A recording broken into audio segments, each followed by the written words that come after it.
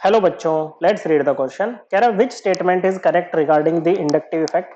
Inductive effect के respect में बच्चों इन चारों में से कौन सी स्टेटमेंट करेक्ट होगी हमें बताना है। अब बात करें अगर इंडक्टिव इफेक्ट की, तो इंडक्टिव इफेक्ट एक इलेक्ट्रॉनिक डिस्प्लेसमेंट इफेक्ट होता है जिसमें किसका डिस्प्लेसमेट होता है बच्चों, सिग्मा बॉन्ड के इलेक्ट्रॉन्स का इसमें क्या होता है बच्चों, डिस्प्लेसमेंट होता है। और जनरली किसकी तरफ बच्चों, टुवर्ड्स मोर इलेक्ट्रोनेगेटिव ग्रुप या फिर एटम की तरफ होता है बच्चों। Okay, towards more electronegative group या फिर एटम की तरफ होता है बच्चों। अब जैसे ये है बच्चों, ओके, ये कार्बन चेन है, यहाँ पर कोई एक्स ग्रुप लगा रखा है, मान लेते हैं कार्बन से ज्यादा इलेक्ट्रोनेगेटिव है। ज्यादा इलेक्ट्रोनेगेटिव है तो शेड पेयर ऑफ इलेक्ट्रॉन को अपनी तरफ खींचेगा बच्चों, तो इस पर पार्शियल नेगेटिव चार्ज, बदले में कार्बन पे पार्शियल पॉजिटिव चार्ज आ जाएगा बच्चों। फिर ये कार्बन बच्चों अभी इस कार्बन से खींचेगा बच्चों, क्योंकि पार्शियल पॉजिटिव चार्ज आने से ज्यादा इलेक्ट्रोनेगेटिव हो गया पिछले वाले से, तो इस पे बच्चों पार्शियल पार्शियल पॉजिटिव चार्ज आएगा। जितने ये जो डेल्टा बढ़ते जाएंगे ना, चार्ज का मैग्नीट्यूड कम होता जा रहा है बच्चों। ओके, बदले में ये यहाँ से खींचेगा बच्चों इस तरह से। और ये क्या होता है बच्चों, जो इंडक्टिव इफेक्ट होता है ना, डिस्टेंस डिपेंडेंट होता है, मतलब जितना ज्यादा डिस्टेंस हम बढ़ाते जाएंगे ना ग्रुप से, इसका मैग्नीट्यूड उतना ही कम होता जाएगा बच्चों, इनवर्सली प्रोपोर्शनल होता है डिस्टेंस के। ओके बच्चों, और इसमें क्या आ रहे हैं बच्चों, पार्शियल चार्जेस यहाँ पर आ रहे हैं बच्चों, क्या आ रहे हैं बच्चों, पार्शियल चार्जेस यहाँ पर आ रहे हैं बच्चों।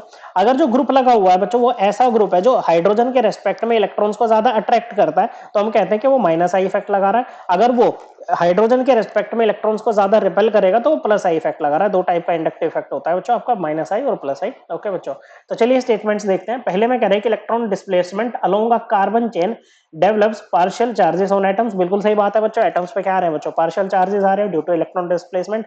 तो ये स्टेटमेंट तो आपकी करेक्ट है।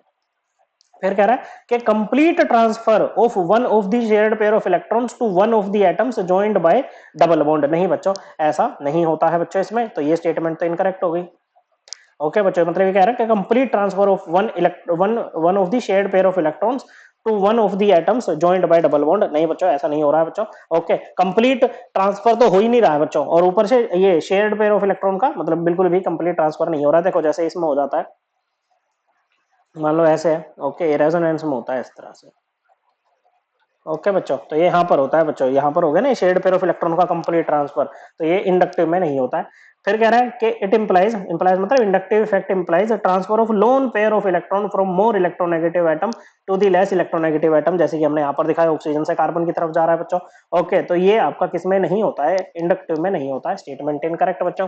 फिर कह रहा है inductive effect increases with increase in distance. नहीं बच्चों, डिक्रीज करता है विद इंक्रीज इन डिस्टेंस, तो ये स्टेटमेंट भी क्या हो गई बच्चों आपकी, इनकरेक्ट हो जाएगी। करेक्ट बतानी थी, पहली वाली है, correct answer is option A. I hope आपको एकदम क्लियर हो गया होगा। थैंक यू बच्चों।